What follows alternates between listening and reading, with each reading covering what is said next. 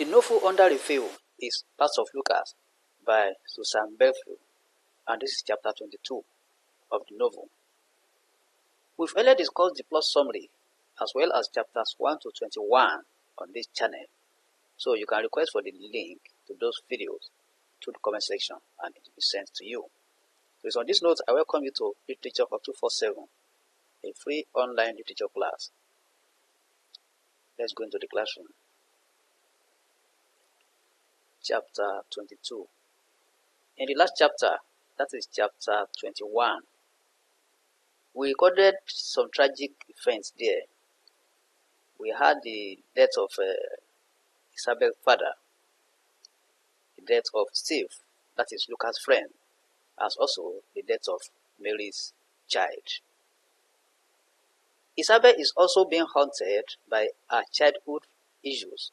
She's being haunted by her childhood experiences, and it's giving her a lot of problems. Now let's see what happens in chapter 22. All the children are now in school except Thomas, who has one more year to be enrolled in school. Isabel still works in the shoe company and is still disturbed by her childhood issues. She refuses to talk to anyone about it, even Lucas.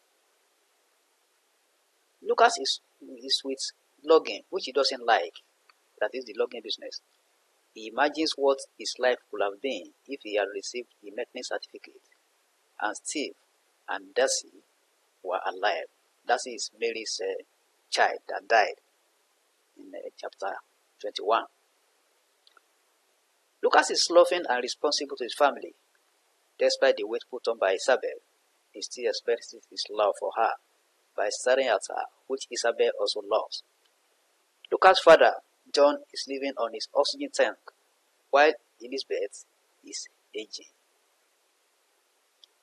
As summer approaches, Richard's class is traveling to Upper Canada for an end-of-school-year trip. Isabel is reluctant to send his swimsuit because of the cold, but Richard is excited to go to the beach to swim.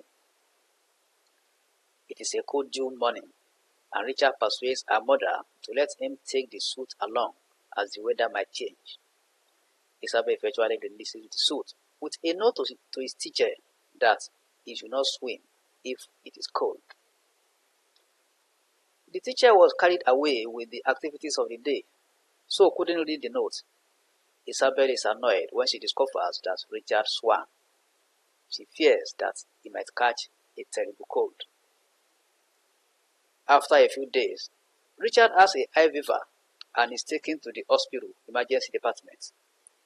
Richard is taken to the hospital emergency department when he has fever. The doctor diagnosed that he had a virus and recommended he be given Tylenol and plenty of fluids.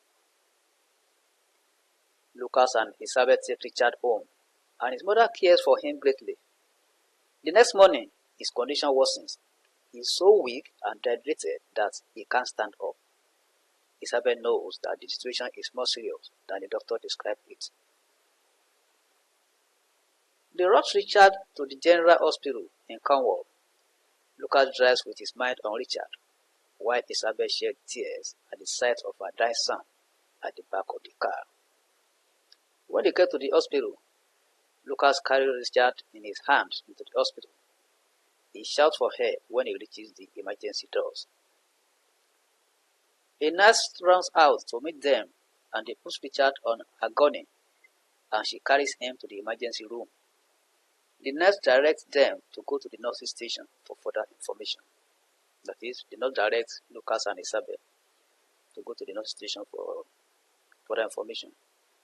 Isabel cries when the nurse carries Richard away. Lucas holds her as he endures his own pain.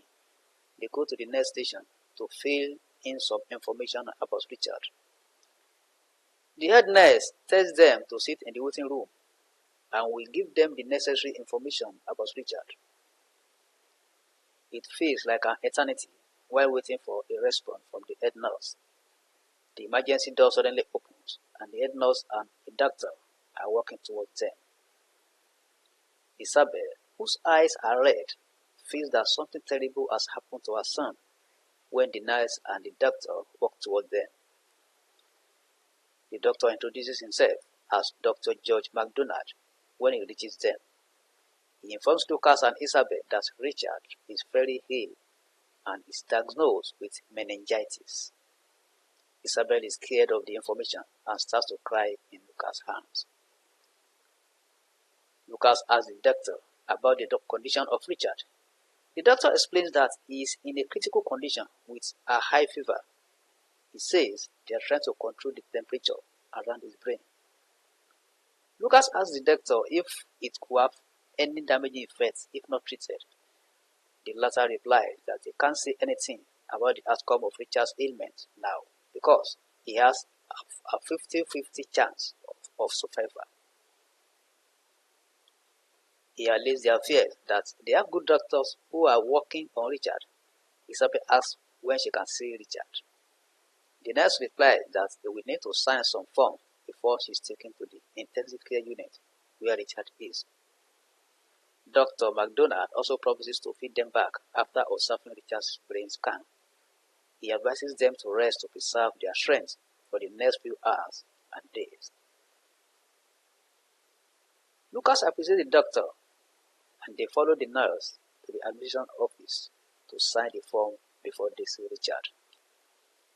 She tells them to meet her at the nursing station when they are done to take them to Richard. Lucas and Isabel join the nurse after signing the form and she takes them to the second floor, ICU room 224. She explains to them that Richard is in a private room until his fever is stabilized. She explains further that they should expect to see lots of wires and tubes around Richard. This is so because the ICU nurses can monitor him every second. There is always a nurse by his side, that is, a nurse is stationed to stay by him. Isabel hurries to Richard's side when they enter room 224. She kisses him and prays for him. Lucas also joins Isabel and kisses his son. He sits beside Isabel and a moment later, Dr. MacDonald enters and informs them that Richard is very sick. He says they are doing their best to save him. The doctor tells them that the next 24 hours will be crucial. This is because of his high fever and the inflammation around his brain. He says the most important thing is to bring the fever down. Isabel expresses their willingness to stay with Richard. The doctor then promises to notify the nurses that they want to stay overnight with Richard so that they will give them blankets. Isabel thanks the doctor for his kindness. Her thoughts are focused on the well-being of Richard and not any other thing. Lucas and Isabel are in the hospital throughout the night, but Richard's condition doesn't change. The nurses and the doctors are trying their best to salvage the situation. Lucas and Isabel cannot do anything other than pray. There was an improvement in Richard's health 1 week later. The fever is gone and the swelling around his brain reduces. Isabel is extremely happy the day Richard tells her that he is hungry. He regains his health gradually for several months. Lucas and Isabel visit him every day in the hospital and the other children are taken there on weekends. They are happy when he is discharged from the hospital and he joins his siblings at home. Richard recounts the wonderful performance of the doctors and the nurses, especially Dr. MacDonald. Lucas and Isabel are happy again to see their children together. Lucas' parents are also happy for them. That is chapter 22 of part of Lucas.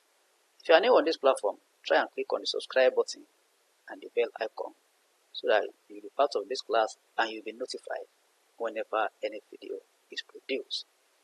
Like this video, be free to share it on any social media platform. Invite your friends and colleagues to join us. If you have any question or comment, send it to the comment section and it will be attended to. Thank you. God bless. Let's meet in the next class.